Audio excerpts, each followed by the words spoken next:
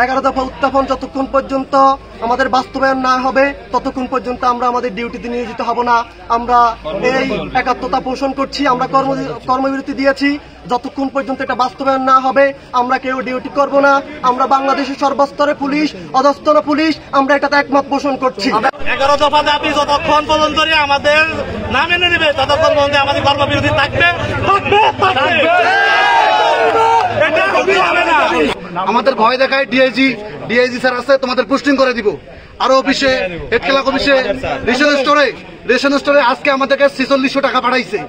আমরা যখন বাইরে চাকরি করছি অন্য ইউনিটে, আমাদের 2 ইউনিটে রেশন দিছিল 3300 থেকে 3500, ওরা আমাদের দেয় 2300। বাকি টাকাটা গেলে যায় কোথায়? ওদেরকে কথা বললে আমাদের পোস্টিং করে দিবে, আমাদের পানিশমেন্ট দিবে। এর বিচার চাই আমরা।